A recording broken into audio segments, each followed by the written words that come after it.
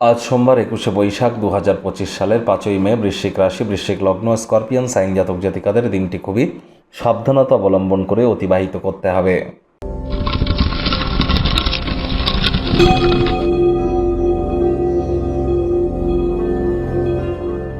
ভিডিওটির শুরুতে স্ক্রিনে আপনারা দেখতে পাচ্ছেন নবগ্রহ বীজমন্ত্র।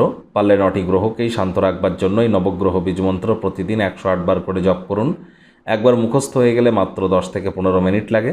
এটি মনুষ্য জাতির সৃষ্টি নয়, স্বয়ং ব্রহ্মদেবের সৃষ্টি, যা কখনো অনর্থ হতে পারে না। ভুলভাল উচ্চারণ করলেও কোনো নেগেটিভ ইম্প্যাক্ট পড়ে না। একই সাথে 9টি গ্রহকে আপনারা শান্ত রাখতে পারছেন, এর থেকে বেটার কিন্তু আর কিছুই হতে পারে না। আপনারা অবশ্যই চেষ্টা করুন, দীক্ষা না নিয়ে থাকলে ইমিডিয়েট দীক্ষা গ্রহণ করবার। জন্মগুরু, শিক্ষাগুরু, দীক্ষাগুরু, এই 3 গুরুর প্রাপ্তিতেই কিন্তু আপনাদের জীবন ধন্য বা ধন্যা হয়ে উঠবে। আমি কিন্তু বারবার বলছি যে এই মে মাস অত্যন্ত গুরুত্বপূর্ণ। এই মে মাসে আপনাদের রাশির অধিপতি বৃহস্পতি রাশি পরিবর্তন করবে। এই মে মাসে কিন্তু আপনারা শনি এবং রাহুর পিশাচ যোগ থেকে মুক্তি পেতে চলেছেন। এই মে মাসেই কিন্তু রাহু এবং কেতুও রাশি পরিবর্তন করবে। মে মাসের মান্থলি রাশিফল অলরেডি চ্যানেলে আপলোড করা হয়েছে, সময় সুযোগ বুঝে দেখে বা শুনে নেবেন। আজ হলুদ রঙের বস্তু, বস্ত্র, সামগ্রী ব্যবহার করুন, বেশি করে হলুদ ড্রেস পরিধান করবার চেষ্টা করুন। সাত্ত্বিক জীবনযাপন গ্রহণ করুন, নিরামিষ খাদ্য খাবার খান, বয়োজ্যেষ্ঠদের সম্মান প্রদান করুন। দেখবেন দিনটি আজ আপনাদের অভূতপূর্ব অতুলনীয় পরিগণিত হবে। ভাগ্যমিটার আজ আপনাদের বলছে 2.5 আউট অফ 10। ভাগ্য আপনাদের অনুকূলেই থাকবে। দেখুন, কোনো নেতিবাচক বা নেগেটিভ কথাবার্তা বলতে আমাদেরও কিন্তু ভালো লাগে না। তবে গ্রহ নক্ষত্রের হেরফের অনুযায়ী ইন জেনারেল ডেলি প্রেডিকশন আমরা প্রস্তুত করে থাকি। যাদের চন্দ্র রাশি বৃশ্চিক অর্থাৎ মুন সাইন, যাদের স্করপিও, এই গণনা তাদেরই কিন্তু অধিকাংশ ক্ষেত্রে খাটবে। আর যাদের বৃশ্চিক লগ্ন তাদের কিন্তু আংশিক খাটতে চলেছে।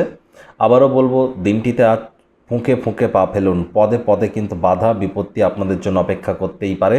আজ বন্ধুবান্ধবদের সাথে সন্ধ্যেবেলার সময়টা হয়তো সুখকর হবে, তবে অতিরিক্ত খানাপিনা, মদ্যপান সম্পর্কে যত্নশীল হওয়ার চেষ্টা করুন।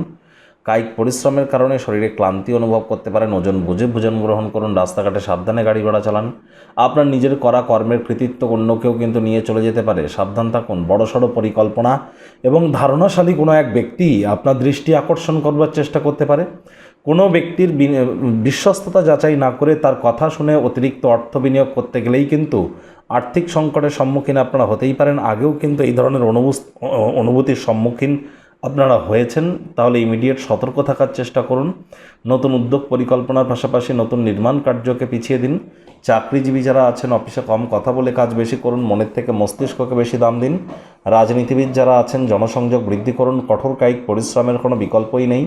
আজ আপনি সব কাজবাজ ছেড়ে শৈশবকালে যে ধরনের ক্রিয়াকলাপ করতে পছন্দ করতেন, সেগুলি করতে আপনারা পছন্দ করবেন।